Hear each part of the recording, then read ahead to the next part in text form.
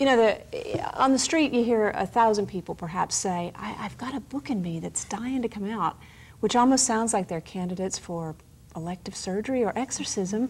But with me today are two guests who say, no, for someone who has a book dying to come out, there may be a more organized, procedural, and exciting way to do it.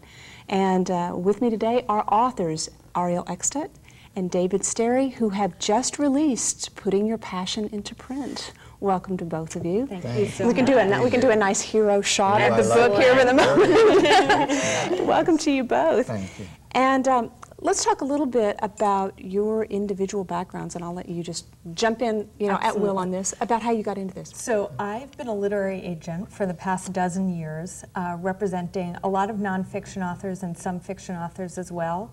And then about 5 years ago, I became a first-time author.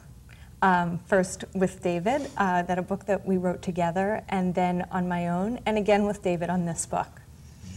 And I was a professional actor for about 20 years and a screenplay writer in Hollywood.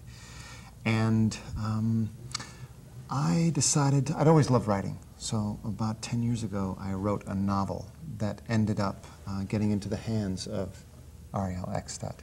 And she helped me to shape my story. And again, I was an unpublished writer. And she helped me sort of she midwifed my writing and really helped me to start my book career. And I just found that I have an incredible passion for not only writing, but then also helping to shepherd other people into the book business. And I'll brag for David for one moment, which is that he, in the past 5 years, had 3 books published and 3 more under contract in all different areas of publishing, from memoir to young adult fiction.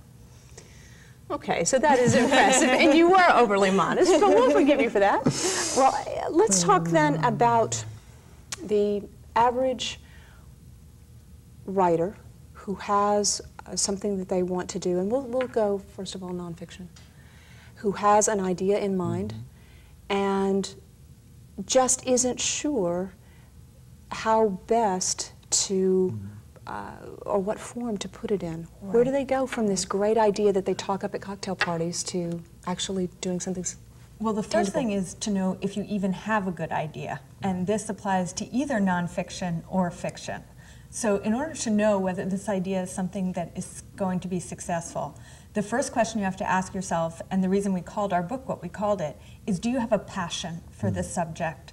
Because getting a book published can be a very long, arduous process. And even if getting it published is shorter than you might think, then you want your book to live a long, happy life, which could be years and years of this subject matter, or if you've written a novel, the plot, etc. So you have to have a kind of enthusiasm to take you through all these years of your book getting published and beyond. Yeah, and I think one of the important things that people don't stop and think about is there an audience out there who wants to read my book, and can I find them? So many people who want to write books don't consider, they don't do their research, they don't think about, are there going to be a lot of people out there who are interested in my subject? And another issue is the competition. A lot of times people come up with a great idea for a book. Recently we did a workshop and a woman said, I have an idea to do the definitive guide to everything you need to know when you're pregnant. And we asked this woman, well, do you know the book, What to Expect When You're Expecting? Now this book is a book that has sold over 10 million copies, but the woman wasn't aware of its presence. So even though she had a good idea, it was already done, and that's a book that won't get published. Well, let's talk a little bit about that then, this good idea and the person who too zealously self-edits, who says, I'd like to do this, oh no, that's not a good idea, I'd like to do that. How do we recognize a good idea beyond, well, nobody else has done it yet? How do we, is it purely by its God, or is it its uniqueness and perspective? How do we know that? Well, we say that there are 3 basic principles that apply through this whole process. One is research, so you find out numbers. Publishers love numbers. Are there, if you're writing a book about depression, there's 20 million people who are depressed in America. Well, there's a huge audience base. The second one is networking.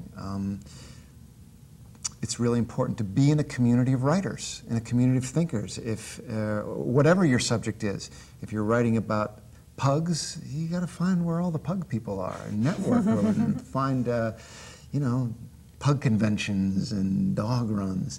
And then the third factor is you really just have to write. We get people all the time who come up to us and say, I've got a fantastic idea. I'm going to be on Oprah. This is the best idea ever. I know Oprah's going to have me on. And they tell us the idea, and it's a good idea. And we say, oh, well, okay, give us a chapter. Well, I haven't actually written anything yet. We see this over and over again. If you want to be a published author, you got to write. And for those people who are very critical of themselves and are like, oh, that won't work, this won't work, like the kind of person that you're talking about, then you really have to look to other people to get a response. So if you tell people your book idea, if you're in a writing community, then you can see, are people's eyes glazing over? Are they going, wow, that's great, I want to hear more? Mm-hmm. Well, now is there a shelf life on a good idea in the market? Is there a period of time where an idea that was good in January 2004 stinks in July 2005? Well, we have a friend named Tamim Ansari who had written a memoir. He was from Afghanistan.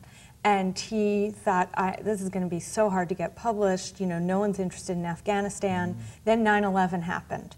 And he happened to send out an email related to his country that went around the world several million times. Well, suddenly that book was the book that hadn't even been written yet was the hottest thing in the publishing community. Now, only 1 week before that, he never could have gotten the book published. So sometimes you do have to act on what's going on in the moment. Other books, like What to Expect When You're Expecting, people are always going to get pregnant, and you can always pitch a book of that nature. Well, all right. So we've got mythical writer Bob. Yeah. and Bob's heard this, and he's going, all right, okay, well, I think there's nothing else out there, but I'm going to do some research. And now, would you say that the nonfiction writer, you know, you did mention that they don't have to have everything completely done. Right. But the proposal does present a pretty complete vision. It's not enough just to draft a chapter and go, this is me, right? Yeah, so let's talk about that absolutely.